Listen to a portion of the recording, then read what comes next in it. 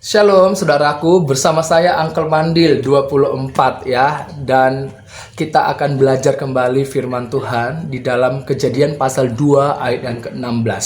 Saudara buka Alkitab saudara, bagi saudara yang di sekitarnya ada Alkitabnya atau dimanapun saudara berada. Kita sama-sama mau belajar untuk mengenal, memahami lebih jauh lagi tentang pribadinya ya, supaya kita juga semakin mencintai dia dan kita juga semakin mengenal akan dia dan kita tidak goyah gitu ya saudaraku. Ayo, Kejadian 2 ayat yang ke-16 saya akan bacakan buat saudara. Lalu Tuhan Allah ya memberi perintah ini kepada manusia. Semua pohon dalam taman ini boleh kau makan buahnya dengan bebas. Nah, ada 3 hal yang mau saya sharekan. Yang pertama adalah siapa yang berbicara di dalam teks Kejadian pasal 2 ayat 16. Siapa yang berbicara? Yang berbicara adalah Tuhan Allah atau Adonai Elohim. Pertanyaan yang kedua atau hal yang kedua yang saya mau sharekan adalah kepada siapa Tuhan Allah berbicara?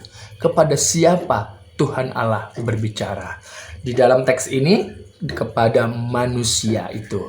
Siapa manusia itu? Manusia itu kalau dilihat dalam teks Ibrani aslinya yaitu Adam ya, Hadamah. Karena dia dari tanah makanya disebut Adam. Jadi Adam ya, kepada Adam. Dan pertanyaan yang ketiga atau hal yang ketiga yang Uncle mau share adalah apa yang dikatakan oleh Tuhan Allah kepada manusia itu? Apa yang dikatakan oleh Tuhan Allah kepada manusia itu? Di sini dikatakan bahwa semua pohon dalam taman ini boleh kau makan buahnya dengan bebas. Apa artinya? Semua pohon dalam taman ini boleh kau makan buahnya dengan bebas. Saudara tahu bahwa kalau kita lihat siapa yang membuat Taman Eden. Kalau kita baca dalam Kejadian 2 ayat yang ke-8, di situ Tuhan Allah membuat taman di Eden ya. Disitulah ditempatkannya manusia yang dibentuknya itu. Lalu Tuhan Allah menumbuhkan berbagai-bagai pohon dari bumi yang menarik dan yang baik untuk dimakan buahnya, dan pohon kehidupan di tengah taman itu serta pohon pengetahuan yang baik dan yang jahat.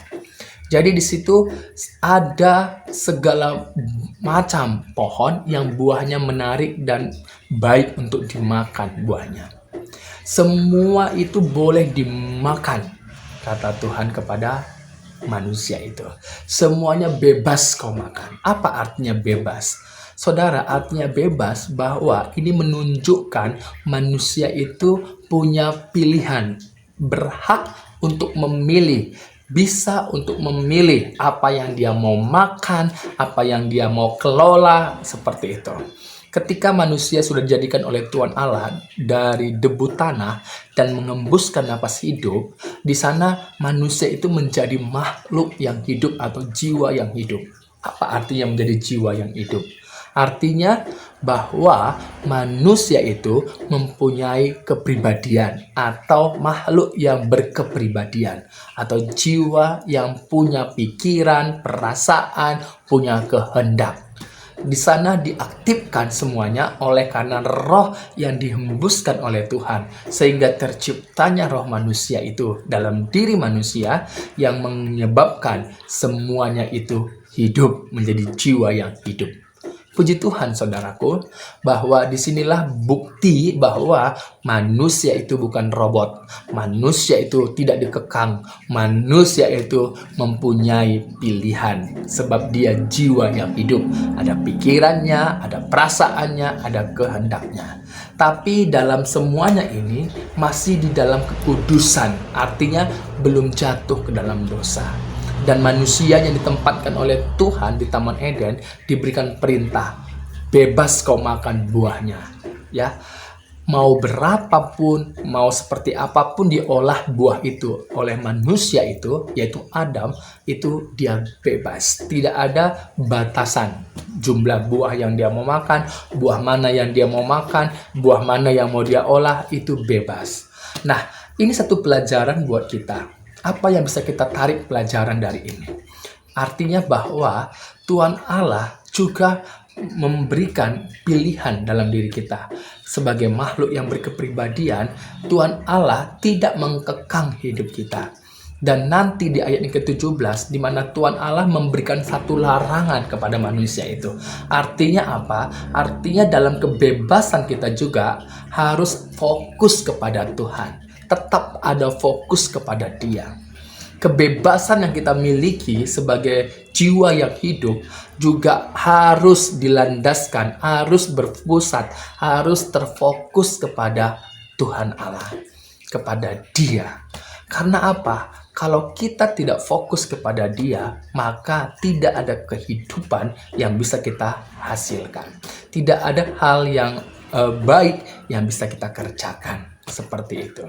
Makanya di dalam kebebasan kita sekarang ini juga harus terfokus kepada Dia, ya, supaya apa yang kita kerjakan, apa yang kita buat benar-benar tidak bertentangan dengan Tuhan Allah, tidak bertentangan dengan kehendak-Nya. Sama seperti kita saat ini. Saya sebagai anak bangsa Indonesia dari Tanah Karo, dari Medan, saya bersyukur di mana juga di negeri ini saya ditaruh oleh Tuhan, dan kita bebas untuk berpendapat, bebas untuk beraktivitas, bebas untuk memilih apa saja.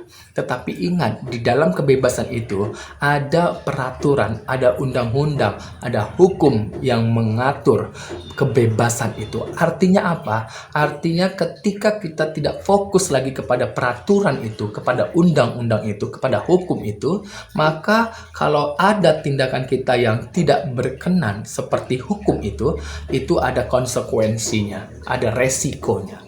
Makanya supaya kita tetap terfokus kebebasan kita, maka kita harus memfokuskan diri kita kepada peraturan itu. Begitulah kita di negara Indonesia ini. Jadi kita bersyukur sekali, saya bersyukur sebagai anak bangsa Indonesia, ada peraturan, ada undang-undang yang mengatur kebebasan kita. Artinya supaya kita tetap melakukan aktivitas kita, dan aktivitas kita itu tetap baik. Oleh karena apa? Oleh karena fokus kita kepada undang-undang itu, peraturan dan hukum itu. Jadi kalau kita menggunakan kebebasan kita dengan tidak pantas, berbicara yang kotor, memfitnah orang, ataupun berkata-kata hal yang kotor terhadap orang lain, itu akan ada resiko, ada konsekuensi yang kita terima, karena ada hukumnya, ada hukum yang menjaminnya. Makanya itu saudaraku, nanti kebebasan itu di Taman Eden juga ada namanya larangan, di mana larangan itulah sebagai bukti dari kehadiran Tuhan itu. Makanya kalau manusia itu di Taman Eden tidak fokus kepada perintah Tuhan, larangan Tuhan, maka dia akan melakukan hal yang keliru dan ada konsekuensinya. Semuanya ada di tanganmu, semuanya di tangan kita. Apapun yang kita lakukan bebas, tetapi ingat, kita tetap fokus kepada peraturan itu, kepada Tuhan Allah, supaya yang kita kerjakan adalah tidak bertentangan dengan kehendak-Nya. Tuhan berkati saudara dimanapun kita berada. Salam dari saya, Uncle Mandil.